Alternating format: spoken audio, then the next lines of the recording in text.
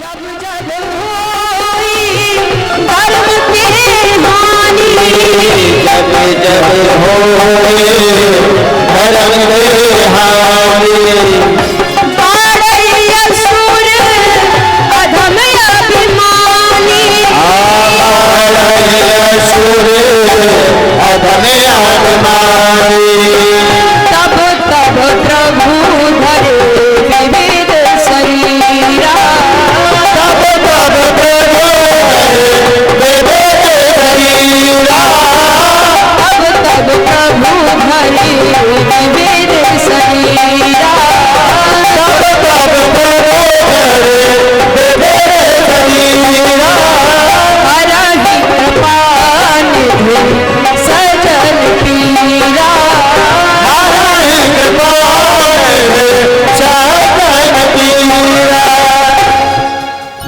भगवान शिव ने कहा कि जब जब होई धर्म के हानि, जब भी धर्म की हानि होती है तो भगवान को अवतार लेना पड़ता है।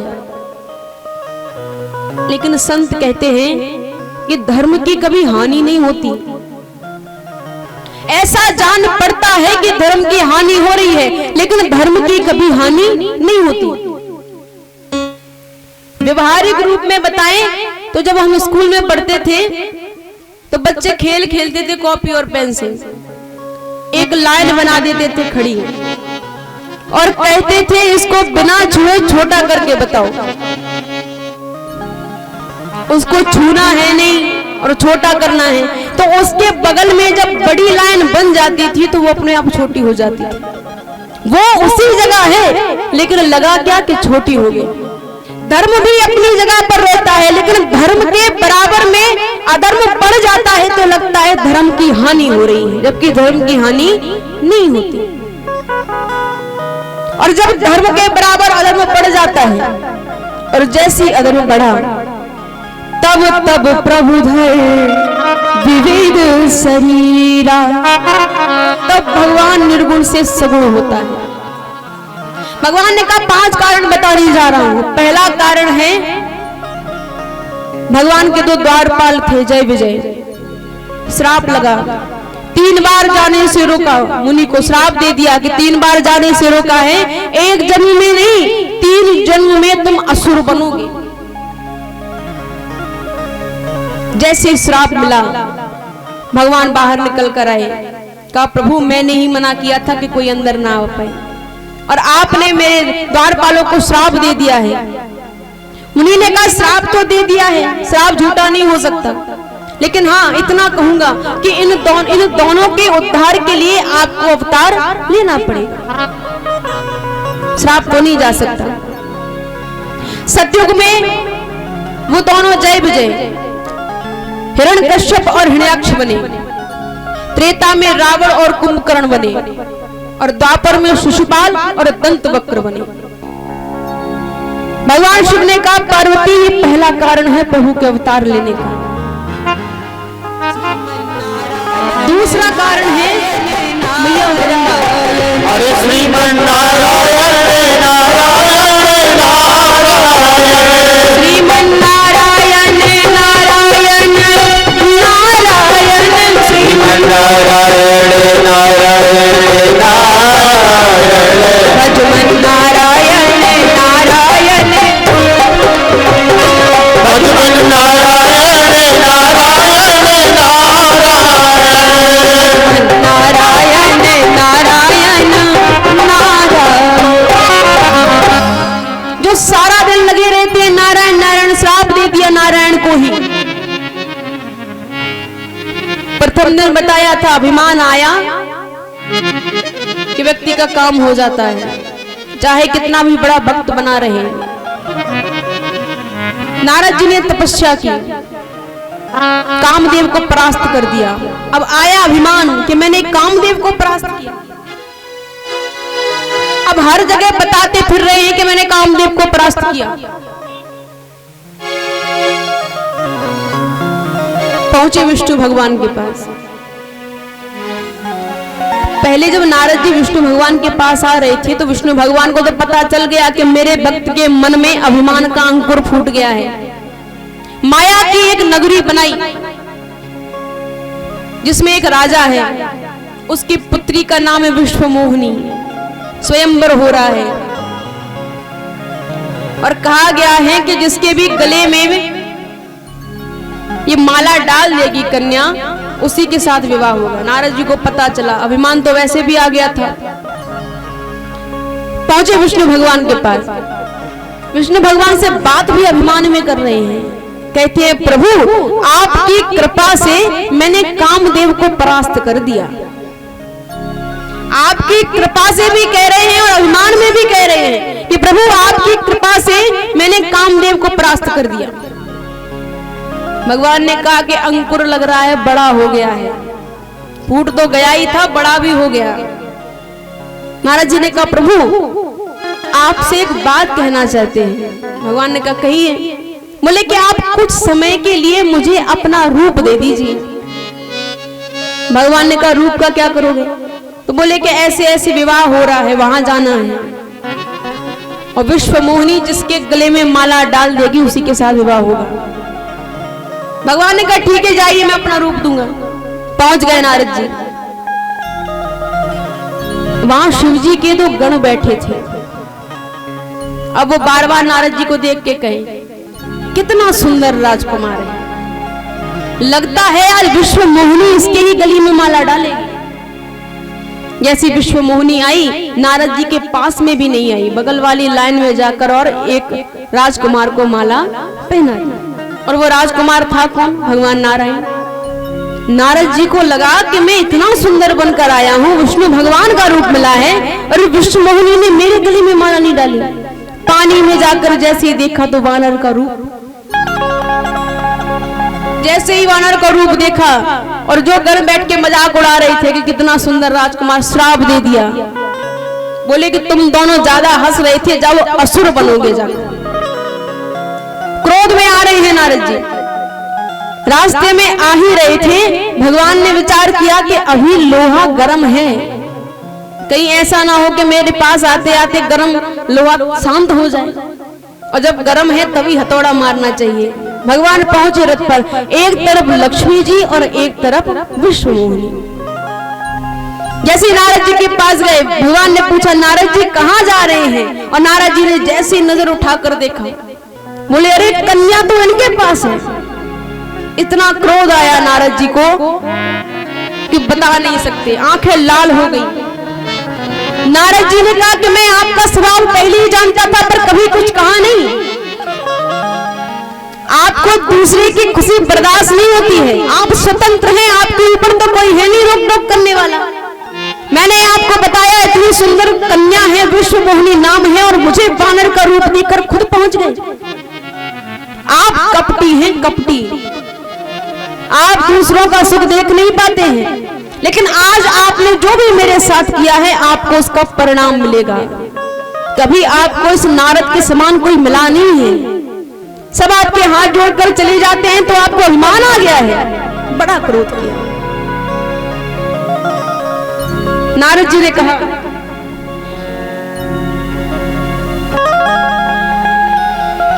पर संपदा सकहु नहीं देखी, पर संपदा सकहु नहीं देखी, पर संपदा सकहु नहीं देखी, पर संपदा सकहु नहीं देखी, पर संपदा सकहु नहीं देखी।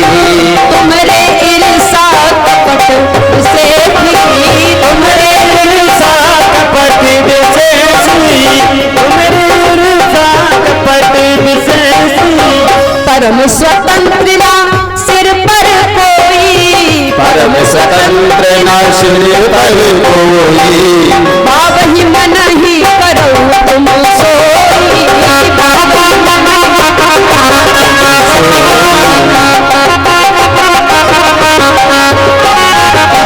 भले भवन अब वायन दीना, भले भवन अब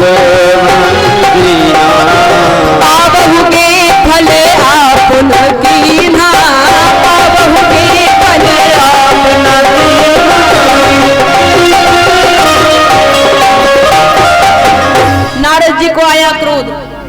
आज आपने जो भी किया है उसका फल मैं दूंगा। मैं आपको श्राप देता हूं कि जो राजकुमार बनकर आप विश्व मोहिनी के पास गए थे, आपको उसी राजकुमार का रूप धारण करना पड़ेगा। और दूसरा श्राप कि आपने मुझे वानर का रूप दिया, खुद तो सुंदर बनकर चले गए, मुझे वानर बनाया। मेरा दूसरा श्राप है कि जब आप राजकुमार बनेंगे तो आपको इन्हीं वानरों की सहायता मांगनी पड़ेगी। और तीसरा श्राप मेरा कि जिस प्रकार आज मैं विश्व मोहिनी के लिए रो रहा हूं, उसी प्रकार आपको भी अवतार लेकर राजकुमार तो बनेंगे ही, और आपको भी अपनी पत्नी के लिए रोना पड़ेगा। जैसे ही श्राप दिए भगवान ने श्राप लिए, अब रथ पे ना विश्व मोहिनी और ना ही लक्ष्मी मैया।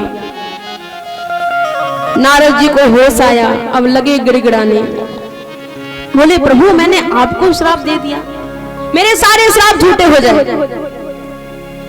भगवान ने कहा नारद जी संत का श्राप कभी झूठा नहीं जाता। बोले प्रभु ये आपकी ही लीला है, मैं ये भी जान रहा हूं, लेकिन श्राप लेने के लिए आपको मैं ही मिला था। भगवान ने कहा नारद जी जिस पर विश्वास होता है मैं उसी को अपनी लीला में सम्मिलित करता हूं। ये था तीसरा कारण। चौथा कारण श्राप नहीं है, वरदान है। जगत के पिता मनु शत्रुपा तपस्या की, 23,000 वर्ष तक जब तपस्या की, ब्रह्मा जी भी आए, शंकर जी भी आए। शंकर जी ने कहा बाल रूप सोई राम, लेकिन जब भगवान मनु शत्रुपा जी के सामने आए तो आए किस रूप में है, जबकि आना बालक रूप में चाहिए, लेकिन बालक रूप में नहीं आए, जो रूप है उसी रूप में आए। मनु शत्रुपा जी ने जैसे ही प्रभु को देखा, जैसे ही प्रभु को देखा तो देखते रह गए, आपस में बात कर रहे हैं कि इतना सुंदर रूप है, जब बड़े हैं तो इतने सुंदर हैं, और जब छोटे होंगे तब कितने सुंदर होंगे। शत्रुपा जी ने कहा अब मांग नहीं सकते क्योंकि पहले ही मांग लिया है कि आपके दर्शन करने हैं। भगवान समझ गए कि कुछ मांगना चाहते हैं। भगवान बाल रूप में क्यों नहीं आए? भगवान ने विचार किया कि अगर बालक रूप में गया तो ऐसा ना हो मनु शत्रुपा जी को संदेह हो और मांग ना पाए, सोचे कि ये तो बालक है छोटा सा। बहुत जगह कथाएं की है, लेकिन जो अभी लाइन आपको सुनाने वाले हैं वो लाइन मेरी सबसे प्रिय है। कथा तो भगवान की है ही सुंदर, लेकिन ये लाइन मेरी सबसे प्रिय है, संत की लाइनें। और जरा इन लाइनों को आंखें बंद करके, जैसे ही मनु शत्रुपा जी ने भगवान को देखा तो आंखों में आंसू भर गए, और जब आंसू भरे तो धुंधला दिखाई पड़ने लगा। जैसे धुंधला दिखाई पड़ा तो अब दिख नहीं रहे थे भगवान, तो पुत्री आंसुओं से कहती है, पुत्री कहीं मार्ग से हट जा। किससे कह रही है? आंसुओं से कह रही है। पुत्री कहीं मार्ग से हट जा, असुआ कहे चरण पखारन दे। पुत्री आंसुओं से कह रही है कि मार्ग से हट जा, भगवान को देखना है। और आंसू कह रहे हैं मुझे हटना नहीं है, मुझे प्रभु के चरण धोने हैं।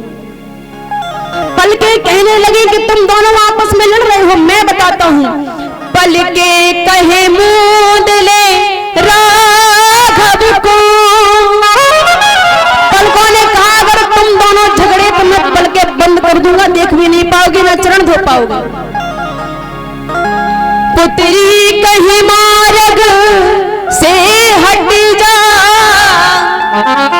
असुआ कहीं चरण पखारन दे। पल के कहीं मूंद ले राघव को,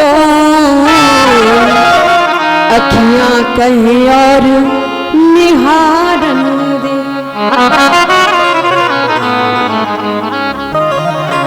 ना कोई मार्ग से हट रहा है और ना ही कोई चरण धो पा रहा है, पर लालसा क्या है? अखियां कहें और निहार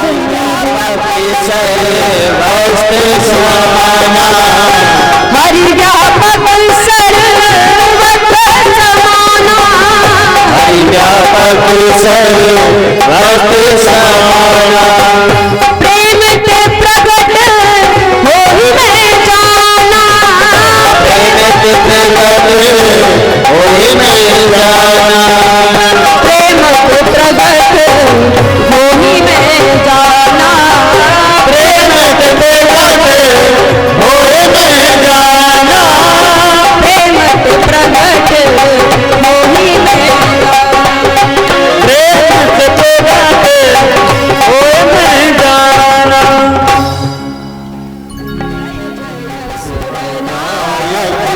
जन सुखदायक भगत पाल बन आज जितने लोग बैठे हैं आज तो राम जी का जन्म हो रहा है अवतार हो रहा है तो कम से कम आज ही बिना कहे तालियां बजा दो दिखाने के लिए क्यों बैठे हो कि हम कथा में बैठे हैं तालियां बजाकर प्रभु से प्रार्थना करेंगे गोद जो हितकारी जय असुरारी सिंधु सुता प्रिय कंता जय असुरारी सिंधु सुता प्रिय करता पालन सुर धरनी अद्भुत करनी मरम न जानहि कोई पालन सुर धरनी अद्भुत करनी मरम न जाने कोई जो सहज कृपाला दीन दयाला जो सहज कृपाला दीन दयाला करहु अनुग्रह सोई जय जय अविनाशी सब जगवासी व्यापक परिमाण अमित गोपीतम चरित पुनीतम माया रहित मुख जय लागी विरागी अति अनुरागी जगत मोहे मनु प्रेरणा जसवा चल जावै गुण गण गावै जयति सच्चिदानंदा जय जय सुखदायक जन सुखदायक जनत पाले ललितारी जय असुरारी सिंधु सुता प्रिय करता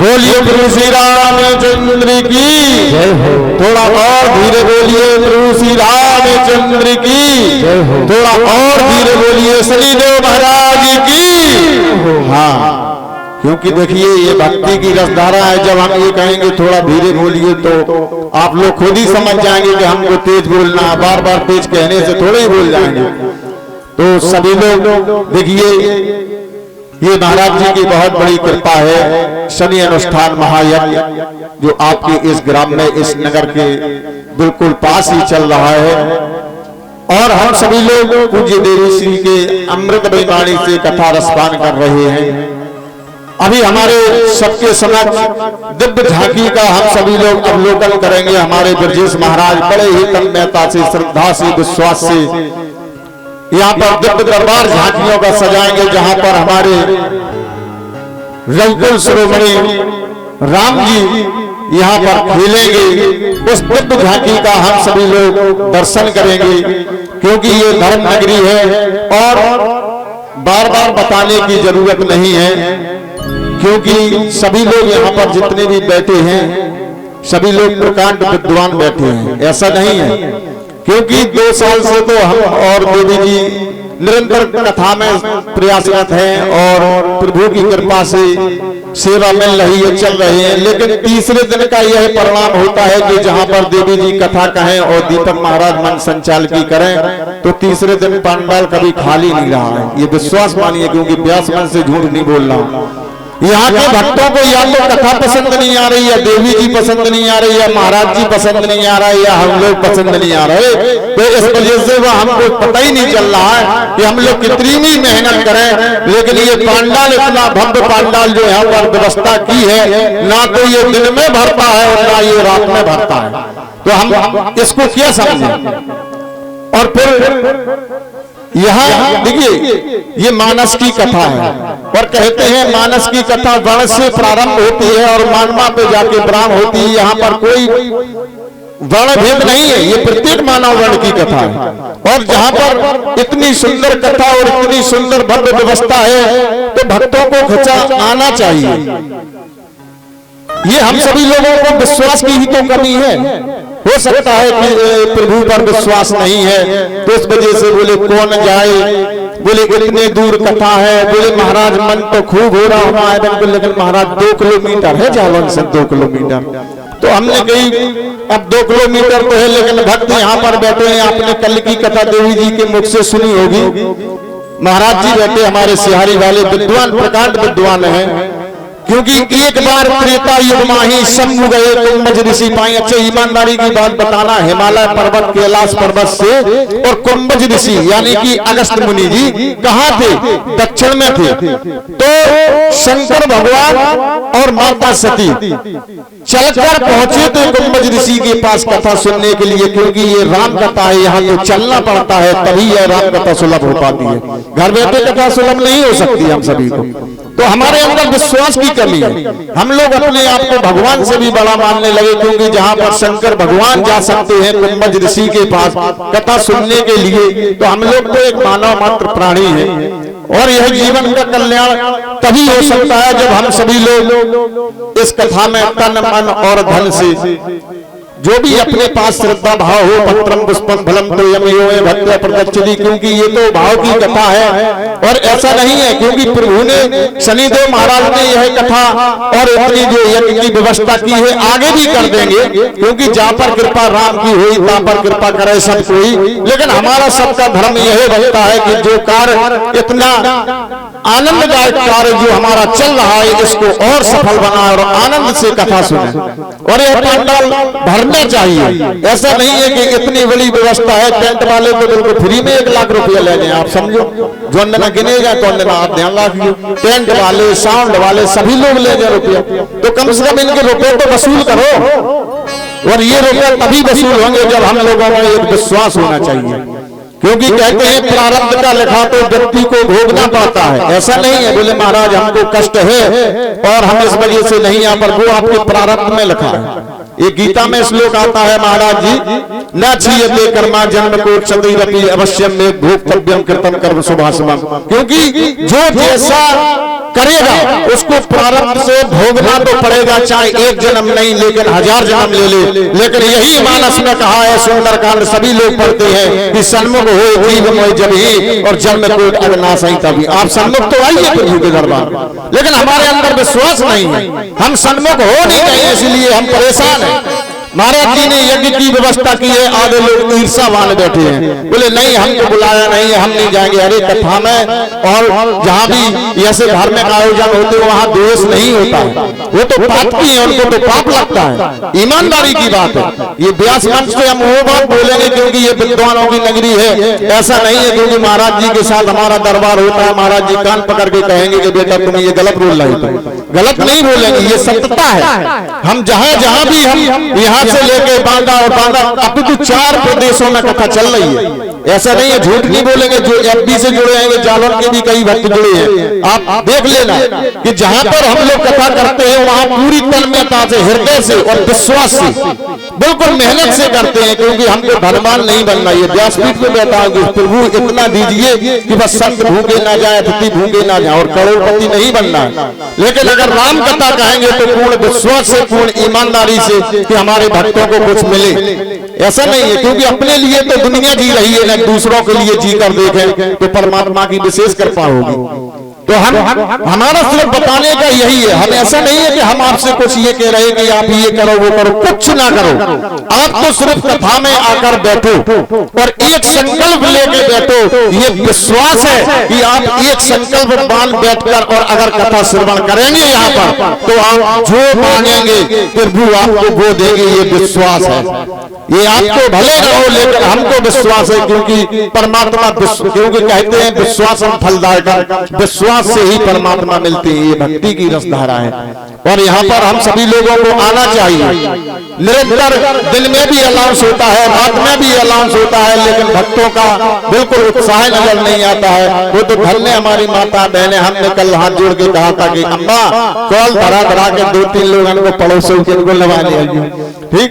तो कम से कम ये बैठे हैं, आप बैठे हैं, क्योंकि मंजिल तो मिल ही जाएगी, भटक कर ही सही, गुमराह तो वो होते हैं जो घर से निकलते नहीं, क्योंकि ये मंजिल है और प्रभु को पाना ही ये मंजिल है। क्या चाचा जी, ये और गांव के चाचा जी बैठे हैं, बड़े ही भक्त हैं, जहां भी कथा होती है ये पहुंचते हैं, सुनते हैं। तो ऐसे भक्तों की जरूरत है। तो ये मंजिल है प्रभु को पाने की। अब गुमराह वो हो रहे जो घर से ही नहीं निकल रहा, उन्हें लपट लग रही, उन्हें ठंड लग रही। अरे लग है तो आप 7 कोटा भीतर पड़ जाइए तो आपको लपट लग जाए। 5000 लगे हैं किसी डॉक्टर साहब कहते, ये ईमानदारी की बात है, क्योंकि आप में विश्वास की कमी है। हम लोग 11 बजे से ऐसी लपट में सपिया डालें, ऐसे जाके आधे तो जाके नीचे घुसे। 11 बजे आप देखो, 11-12 बजे जाके नीचे पड़ा था टेंट के नीचे। क्यों? विश्वास है कि प्रभु का कार्य है, हम सभी लोग जल्दी जल्दी पहुंच जाए। हमारे ब्रजेश महाराज निरंतर 2 महीने से नंगे पैर चल रहे हैं, विश्वास मानिए आप। चाहे शहर का कार्य हो, चाहे गांव का कार्य हो, तो लोग नंगे पैर चल रहे हैं, क्योंकि उनको प्रभु शनिदेव महाराज पर विश्वास, बोले हमको यह कार्य करना है और यह सानंद संपन्न हो। इससे बड़ी कृपा हमारे लिए प्रभु की और क्या होगी। तो हम सभी लोग बड़भागी हैं और आए, जितना भी योगदान है, जो भी है, तन धर्म सेवा करें, धन धर्म कर दान, मन धर्म हरि भजन से होए त्रिविध कल्याण। तीनों का कल्याण का मार्ग तो महाराज जी यही है। इस मानव मात्र का कल्याण का मार्ग सब यही है कि धर्मी करते चले, मन से सेवा करते चले और तन से सेवा करते चले।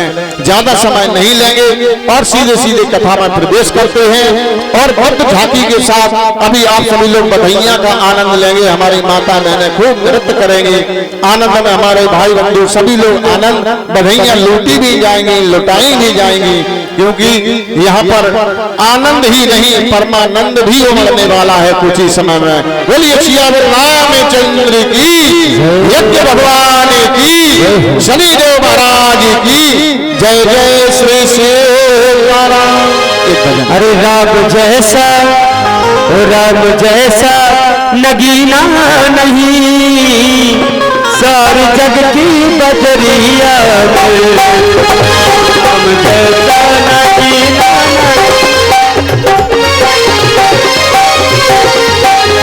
ऐसे नहीं। हाथ उठा करके ताली बजाएंगे सभी भक्त, हाथ उठा करके ताली बजाएंगे मस्ती के साथ।